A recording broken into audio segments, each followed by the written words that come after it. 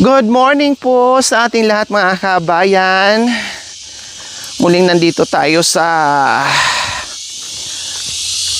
umagang ito, no? Naglalakbay tayo mga kabayan. Yes, kasi meron tayong balikan ngayon dahil meron tayong mapagmahal na sponsor at naantig sa kwento ng ating masipag na senior po mga kabayan na patuloy pa rin po. No, na minsan nakakalungkot po mga kabayan, hindi lang siguro ako, pati kayo. Nakakalungkot, no, kung kailan na medyo mahina na yung katawan natin. Yung alam mong gusto mong magpahinga, makarelax, no, pero hindi mo magawa-gawa mga kabayan. Kasi kung magpahinga ka, lalo kang walang makain po mga kabayan. Kaya marami pa din sa atin, lalo na dito sa Pilipinas, nating mahal, no, ay marami pa rin mga seniors na patuloy sa pakikibaka, patuloy sa paghanap buhay para lang meron silang makain. Hindi po lahat mga kabayan na nagkaroon ng problema sa kanilang mga anak o sa kanilang mga pamilya mga kabayan, no, hindi po lahat, pero iilan-ilan ay may mga anak po talaga mga kabayan na kaya nilang tiisin, no, na magtrabaho yung mga magulang nila kahit matanda na, no, hindi makapagbigay ng pagkain. Meron din pong ibang mga kabayan, swerte nila kasi may mga anak na willing umakay sa mga magulang na mga matatanda na, no? Kailang nakadepende po yung sa sitwasyon. Lagi kong sinasabi, between magulang and anak, depende po yung sa sitwasyon, no? Dahil meron talagang realidad, real talk. Meron talagang magkakapatid, mag-ina, mag-ama, kamag-anak, no, ay hindi magkakasundo sa mga iba't ibang bagay po mga kabayan. Nakadepende po palagi yan, no? Kahit saang bansa ay talagang ganyan po ang nangyayari. Kaya sa umagang ito, meron tayong babalikan dahil hindi lang ako ang naantig doon sa kanyang sitwasyon. Tayong manunood, kayong manunood, no? At yung ating mapagmahal na sponsor, talagang pinabalik ako dito at kumustahin natin muli. Kaya tara po mga kabayan, samahan niyo po ako sa umagang ito. So ayan, malapit na po tayo sa bahay ni Nanay Zeni, na dito ako napaiyak, no? Talagang nalumo yung aking puso mga kabayan, yung aking damdamin. Nag-iyakan kami ni Nanay Zeni mga kabayan. Hindi ko na talaga napigilan, para hindi na ako sanay. Tao po! Nanay Zeni! Ay! Ayun, si Nanay Zeni. Hi! Good morning! Good morning po. Wow! Nandyan na po pala kayo sa taniman nyo. Oh, mukhang magtatanim siguro. May luya dito, no? Anong ginagawa niyo po dyan, Nanay Zeni? Po? Magtatanim ng tanim. Siyempre. Oh, magtatanim ng tanim. Nagtanim po kayo ng damo? Ng damo?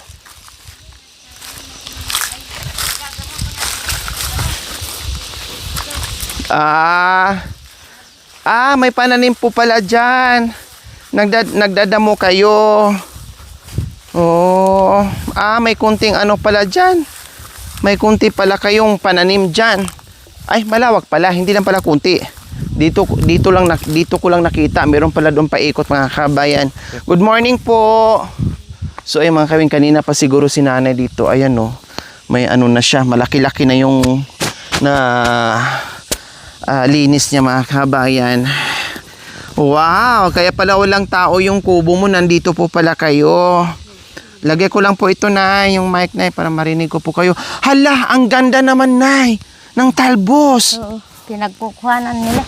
Pwede akong humingi mamaya? Hindi ko magkuha ka. Wala na magbawal. Ang tataba, oh, ang ganda, oh. Ang lawak ng talbos ng kamote. Dalawang klaseng kamote, eh. Ayan, at saka yung maliliit. Ayun, oh, sa gitna. Sabi nila, kamuti ng ano yan? Kamuti ng... Ano po yung tawag sa kamuti na maliliit na bulong? Dahon. Yung ano, Chinese, di carrots. Oh, yung ito naman, Ano ito? Yung tawag nila, I believe. Yung, parang kanta lang yun. I believe in my live. Oh, so, nagulat ako mga kabayan. Ito lang kasi bumungad. Yun pala, meron. Ayun, oh, may mga kamuti sa dyan. Ang sarap yan. Talbos. Manghingi tayo mamaya ni Nanay Zenny ng talbos. Igisa mo lang yan or steam. Sausaw, bagoong. No, sausaw. Bahala na kung anong sasawin dyan mga kabayan. Partner toyo, ang sarap niyan. So, kanina pa po kayo dito. Kasi malaki-laki na yung nadamuhan nyo. Maaga. Kanina pa kayong maaga? O kaya pala. Sa inyo po ito? Sa akin to. Ang sarap maglinis ngayon, Nanay Zenny, no? Oo, Kasi malambot yung lupa. Oo. Oh, hindi, kumbaga hindi Meron mo na... din ako doon, tsaka doon sa baba. Saan po? Doon? Ito, Ayun, no? kabilang... Kung ayun. makikita dyan. Tapos meron pa sa baba. Meron ako dyan sa baba. Imagine po mga kabayan, diba? Sa kabila ng edad ni Nanay Zenny, plus yung iniinda niya, yung problema niya sa mga kabayan, pero baliwala sa kanya. Mas ginusto niya mga kabayan, hindi siya nagpatinag sa naramdaman niya, no? Sa edad niya, sa sitwasyon niya, mas ginusto niya mapagod, no? Mas nanaig sa kanya yung gumawa ng pagtatanim, paglilinis dito sa kanyang taniman mga kabayan. Kasi nga, kailangan niyang kumilos para mabuhay at mamuhay ng patas po mga kabayan. Ganyan kasi pag sinanay Zenny dito sa kanyang taniman mga kabayan. Kahit siya mag-isa, okay lang. No, kahit siya mag-isa mga kabayan. Pero minsan tinutulungan din siya ng kanyang isang anak kahit papaano, no, na minsan nagmamalasakit sa kanya. Ganon din si Nanay Zenny. Minsan tinutulungan din niya yung kanyang anak pag naglilinis dito sa kabilang kaingin mga kabayan. Yung isang anak kahit papaano ay nagmahal sa kanya, sabi ni Nanay Zenny. Kaya ganon pa man, no, mahirap man daw gawin ni Nanay Zenny yung ginagawa niya mga kabayan, pero wala siyang paraan na iba, kundi wag sumuko, harapin yung hamon ng buhay, wag sumuko at patuloy sa pagtatanim, pagdadamo, pamumuso in everything. Yun nga lang mga kabayan, nabanggit sa akin ni Nanay Zenny. Pag yung sobra na daw siyang pagod mga kabayan, no, nakaramdam daw siya na para talaga siyang sobrang sinasakal dahil doon sa kanyang liig na super laki. Ulitin ko po mga kabayan, si Nanay Zenny nagpa-check up noon. Maliit pa po yan, no? Nagpa-check up noon kasi gusto ng mga anak ay maoperahan sana. Kaya nagpa-check up noon. Ang nangyari po mga kabayan, meron din nakapag-advise kasi hindi lang kay Nanay Zenny nangyari yan. Marami din. May nakapag-advise na mga kapitbahay, kaanak, no? Na pag ginalaw yan, baka mamaya mamatay ka, baka mamaya tuluyan kang mawala sa mundo. Yung mga ganon. Kaya tuloy si Nanay Zenny, nakapagpa-check up noon, hindi na ituloy-tuloy yung pagpapagamot or pagpapa-opera niyan kasi nanghibabaw sa kanya yung takot. No, nanghibabaw sa kanya yung takot. Ngayon mga kabayan na ganyan na ang sitwasyon, hindi na po kakayanin. Hindi na po kakayanin mga kabayan. Kumbaga komplikasyon na po yan eh. Magiging komplikasyon po mga kabayan. Kasi marami ng ugat yan eh. Malalaki na ang ugat yan. Eh, mayroon tayong ugat dito sa liig na dito malaki. Dito, na delikado. Eh, kung kumapit na yan doon mga kabayan, tapos mayroong napati doon na something ng mga kaugat-ugatan. Paano? Wala. Ngayon, mahirap na talaga. Ako pa lang nagsasabi, sa nakikita ko mga kabayan, kahit hindi ako doktor, ito, parang hindi na talaga kayang operahan.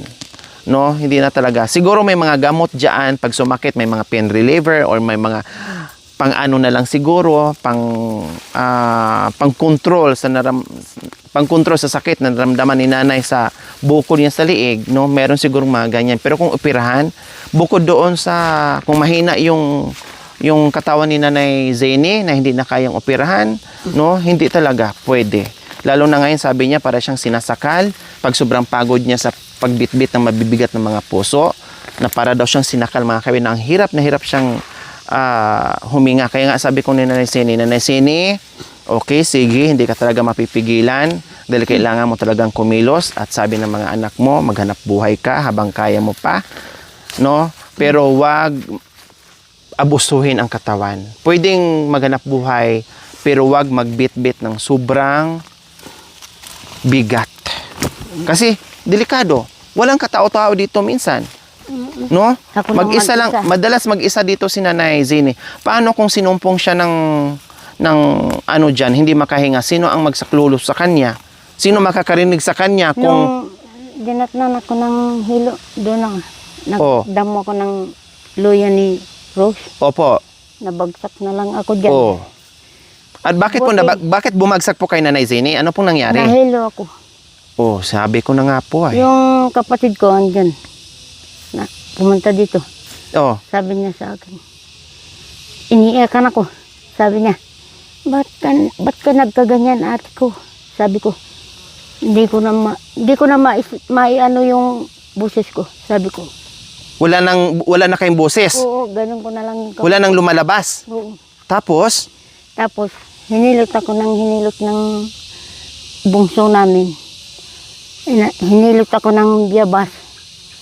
Ginanon ako. Tapos, naalis yung ano ko. hilo. Oo, umupo akong nakaganon. Tapos yan naman umiiyak sa tabi ko. Hinihingal kayo, nahihilo kayo. Bakit po nanay? Ano pong Nahihilo ginagawa ako nyo, pag- Nanay Zini? Pag mainit, hindi ko kaya mainit. Namuso kayo. Hindi, nagdamo ako. Ay, nagdamo. Siguro, sobrang init na. Patuloy pa rin kayo sa pagdadamo. Maaga dapat, tulad ng ginawa nyo ngayon, maaga. Kahit nga maaga, mainit na. Pag medyo tanghali na at nakaramdam na kayo ng init, huwag nyo nang ituloy. Pahinga na po kayo. E buti na lang nandyan yung kapatid nyo, bunso yung kapatid. Nandyan sila. Nagkataon na nagtatanim. Oo. Eh, paano kung wala? Kung wala sana sila. Sinong tutulong sa inyo, magsaklulo sa inyo? Tuluyan na sana akong hindi na magising. Oh, 'di ba? 'Yun ang sinasabi. Kung nangyari na nga po mga kabayan, kasasabi ko lang, nangyari na nga. Kaya yung sinasabi ko po sa inyo, Nanay Zini, huwag kayo masyadong magpagod, alalay lang sa trabaho kasi ang katawan nyo matanda na talaga, hindi na talaga maitago yan, matanda na talaga, pundido na kumbaga, alalay po kayo sa trabaho. Ha? Oo.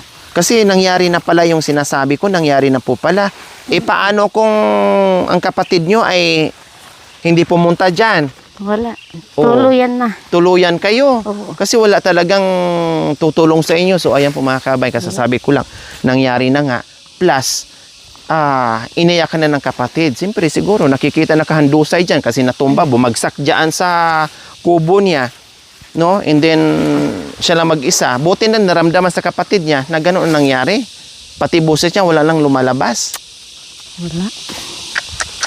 Ay, nako, Nanay Zini. So, ayan mga kabayan. Pwede ba, Nanay Zini? Pahinga muna kayo. Medyo mainit-init na. Ito na lang. Ito na lang, humirit pa. Okay, sige. Ito na lang daw. Dito na lang banda. Okay, sige. Then, manguha tayo ng talbos, ha? Oo. Ay, ang sarap ng talbos, mga kabayan, oh. Mga ilang buwan na po itong kamuti nyo, Nanay Zini? 3 buwan na. Wala pa. Wala pa 4, laman. 5 ba? Ang or 6? Dapat sana 3 buwan na. Malalaki na yung laman. Oh, bakit ano nangyari po? Nabansot sa init? Oo. Tsaka wala kasing hindi nilagyan ng abono. Natural lang. Okay lang po, organic, kumbaga. Kahit sabi mo siguro 5 buwan, pwede pa yan. Nanay Zini, no? 3 buwan lang. Dapat na-harvest na yan eh. Walang abono lang. Okay po. Maganda nga po yun eh, walang abono. Yung kamuting kahoy nyo, ang ganda ng tubo na naulanan po, Nanay Zini, oh. Tinanin ko. Mataba. Matataba. Oo, matataba sila, oh. Kasi nakatikim na kasi sila ng ulan. Kaya matataba.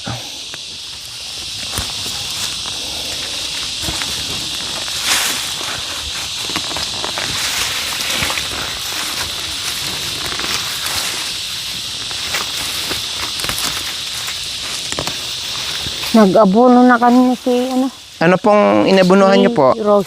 Anong pananim? Yung gabi dyan. Pwede pala abunuhan yung gabi, Nay? Oo. Malawak yung inabunuhan niya. Kaninang umaga pa. Madilim-dilim pa na. Nandun na sila. Tapos na po. Pwede pala abunuhan ang gabi, mga kabay, na ganito. Akala ko hayaan lang sila. Kasi yung iba madalas, Pag wala hindi- namang abono. Pag hindi mo inabunuhan, walang gaano laman. mas malaman siya kapag may abono. Oo. Yung iba kasi dito mga kabayan, iilan-ilan gumagamit ng fertilizer. Yung iba naman, organic talaga.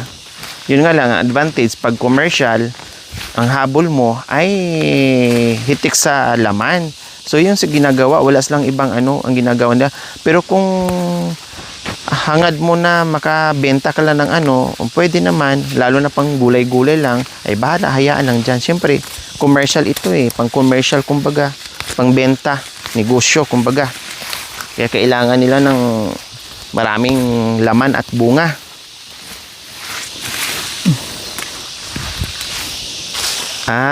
Okay. So natapos din. Bago tayo dumating mga kabay, malaki-laki na kasi yung ano niya. Kay humirit ayaw ng balikan ni Nanay Zeni. Tapusin na lang daw niya. Kasi kunti lang naman. At mabilis lang naman bunutin. Malambot lang. Bakit yung ganito, Nanay, yung ipil-ipil, hindi nyo po tinanggal? Yung mga ganito. Ewan ko sa manugang ko. Sa kanya yung ipil. Tanim niya. Sa bagay, palakihin. Hindi naman sa gabal, siguro sa gabi. Hindi naman. Okay. Okay lang. Para may lilim. Opo, okay lang. Kasi ang ipil-ipil, pag lumaki, maganda rin ang ano, kahoy.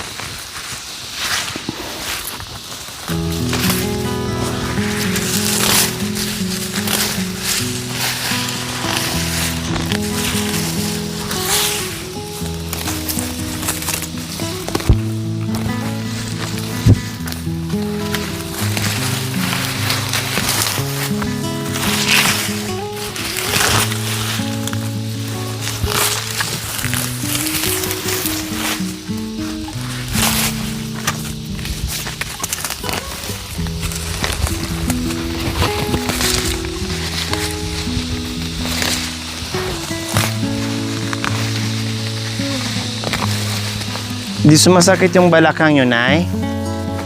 Pag matagal ng Na kayo po, yuko. sumasakit na. Oo. Sinisikad ko lang. Sa bagay po mga kabayan, kung indahin yung naramdaman mo na masakit yung balakang, masakit yung kamay, masakit yung ganito, walang mangyayari.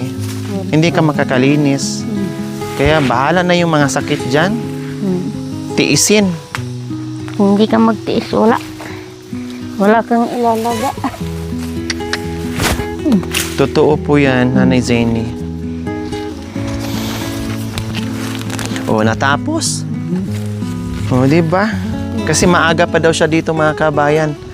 Nandito na siya. Kaya natapos niya kaagad. Bago tayo dumating, kunti lang, kapiraso na lang yung ano niya, lilinisan. So ngayon, manghingi kami ng talbos ng kamote kasi ang sarap to i-steam, ilaga. Diyos ko, ang sarap nito. Lakpas ko. Ay, kung lagyan mo ng suka, masarap. Opo. Lagyan ng Magkuha suka ka na. ay Sige, magkuha na kayo. okay na. Manguha tayo ng talbos ng kamote na ang gaganda. Ang tataba ng kanilang Ayun po, naulanan. talbos ng kamote. Tumaba. Tumaba po talaga siya, Nay. Gumanda. Ayan ayan po mga kabayan, Meron naman din doon iba. Yun ang di-carrots kung tawagin. Ito, steam ko lang to.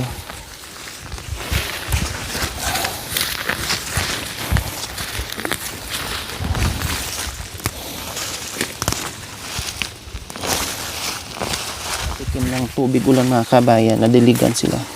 Kaya ganyan sila ka ganda yung talbos. Ay, kabayo ka. Malalim pala yun.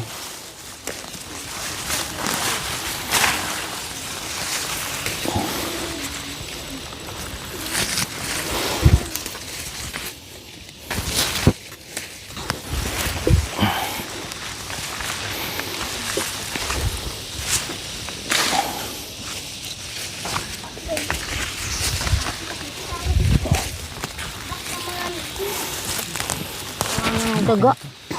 Ha? Bakit may laman na po ba? Meron ng maliliit pa.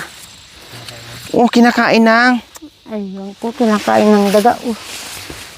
Kinakain. Hala, ayan mga kabayan, oh. Hindi pa ganun kalaki. No, maliliit pa lang yung mga mga kabayan. Laman, pero inuumpisahan na ng mga dagis. Inuumpisahan na ng mga R80. So, ibig sabihin na, meron na siguro ito. Meron na. Yan. Namamaga na yung lupa. Ay, ayan nga, oh. Kinain nga, Nay. Ayan na. Ayan po, oh. Ay, ganyan pa siya kaliliit, mga kabayan. Ayan, oh. Maliliit pa, oh. Kailang inuunahan na ng R80. Ayan nga po, oh. Tangkay na lang ang natira. Parang sila ang magtanim ng kamote. Parang sila ang napagod na, no? Ang swerte naman nila. Ikaw yung napagod, sila yung nasarapan sa pananim mo. Kaya sabi ni Nanay, parang sila ang nagtanim. Bigyan mo kaya sila ng binhi, Nay, para masarilis ng tanim at saka pagkain. Bigyan mo silang binili, marami naman pagkain. Pag kumakain sila, diyan lang sa tabi-tabi kumain. Hukayin nila, tapos bitbitin nila doon dalhin nila doon sa tabi. Oo. Doon nila kakainin. Oo. Marunong din eh. Ayan, oh. Oh, ay. Oo nga. Ayan, oh. Siguro inano nila to, oh. Oh, maliit pa. Oh. Kinain ng... Oh. Kasi dito natanggalan, tangkay na lang. Meron na pala. Marami sana, Nay, no? Marami sana yung isang ganito, mga kami, marami. Oo, marami Maliliit pa lang, mga ganyan. Mga ganyan pa lang. Bakit mo? Pero 3 months na daw po ito. Ha? Maliliit pa. Mga 3 months na po ba, Nay? Oo. Maliliit baka pa. Meron malaki. Ha? Baka meron ng malaki. Ah, kailang alanganin pa kung mag-harvest, no? Oo. Kasi kadalasan puro pa maliit.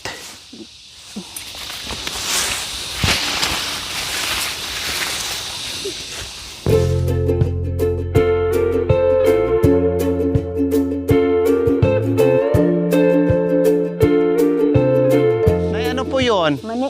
Ay, may mani po kayo diyan? Mani ni Rose. Ah, wala pang laman. Wala pa. Wala pa, mura pa yan. Akala ko damo. Buti may mani dyan ng ilang puno. Pinatanim niya sa akin, hindi naman dinamuhan. Mani pala itong mga kabayan, oh. Saan kayo kumuha ng binhi, Nay? Binili niya. Ah, yung may balat? Yung iba kasi mga kabayan, nagtitinda talaga ng binhi lang talaga na wala ng balat. Kasi patutuyuin pa to eh. Kailangan magulang. No? Ito, meron sila ilang piraso. Naghanap din ako ng binhi ng mani. Kailang ang problema, meron kong kakilala, nandoon pa sa La Union, malayo pa. Kung naalala nyo kung saan ako bumili ng sako-sakong mani, nandoon pa. Kaya hindi rin ako nakapagsabi. Dapat magsabi ako para matabihan ako ng pambinhi. Yun pala, kontakin ko yun. No? Na hihingi ako ng binhi na mani para ibigay ko dito sa kanila. Gusto Hindi yung bibili ka na may balat na kasi marami doon. May mga halong Gusto ni Rose magtanim hindi ng gulang, maraming mura. mani. Po. Gusto ni Rose magtanim ng Opo. maraming Kahit sa biodek po Nay, magtatanim. Gustong-gusto na magtanim. Kailang hindi kami nakahanap ng binhi talaga, as in binhi.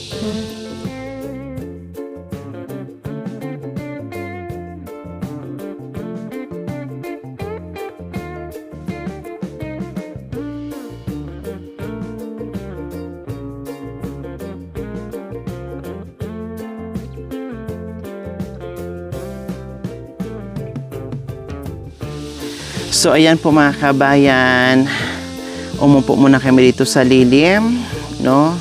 Bago kami aakyat ni Nanay Zeni. Dahil nandito nga po tayo mga kabayan, gaya ng sinabi ko, may nantig isa sa ating mapagmahal na very generous sponsor po mga kabayan, no? Para dito kay Nanay Zeni na kahit papaano, habang siya ay nagtatanim, naglilinis, na tiyak tayo na mayroon siyang pagkain mga kabayan, no?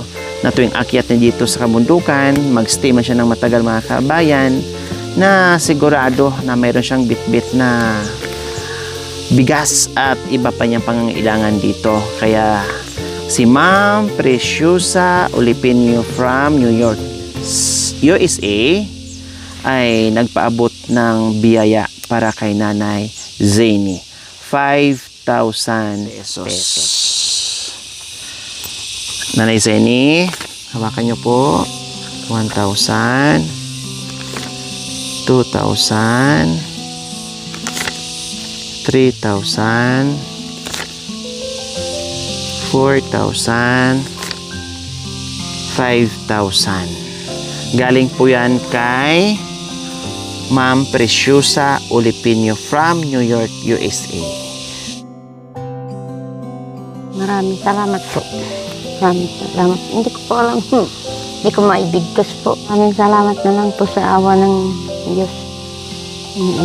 Nabigyan ako ng tulong. Opo. Malaking tulong sa akin. Ayan. Kaya sa awa ng Diyos. Ayan. Maraming salamat po.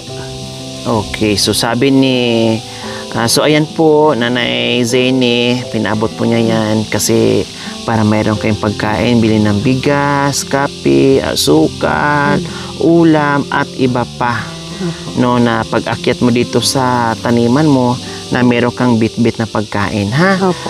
Pagkain, Nanay Zany. Dahil alam ko kung gaano kahirap yung ginagawa nyo, na kahit papaano ay hindi mo na masyadong indahin ngayon kasi last time nabigyan po namin kayo ng biyaya. Plus ngayon, meron na naman. No? May awa ang Panginoon. Malay nyo po.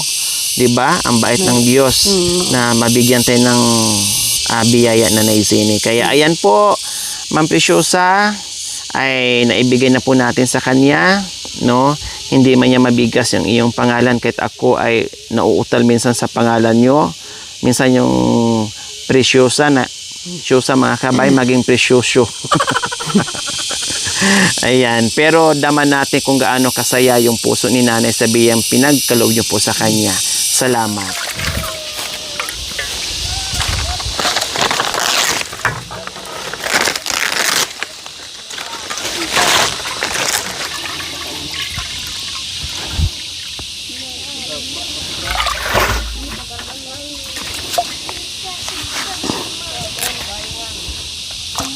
Ayan, magulang.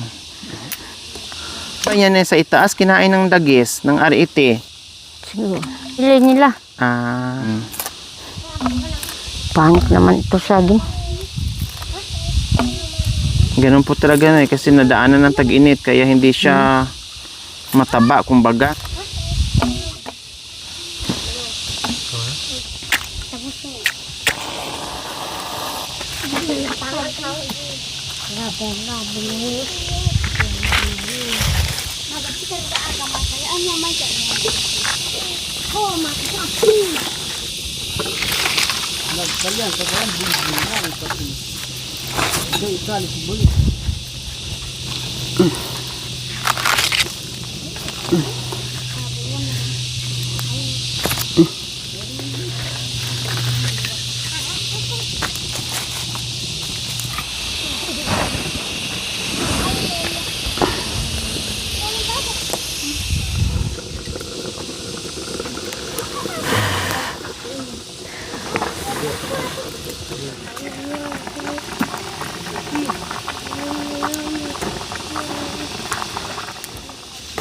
Ganyan ang bakal na kamay.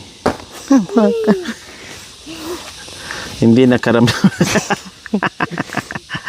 Hindi nakakaramdam ng init. Bakal na kamay.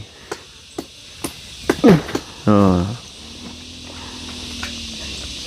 Oh. Ayan. So kain po tayo mga kabayan, sausaw sa asin. O di ba kahit hilaw siya mga kabayan pero ayan yellowish na siya. Oh. Ibig sabihin, manamis-namis na to. Okay na? Manamis-namis na nga. Magulang nga, Nay. Magulang po. Yan kagunaw. Kagunaw.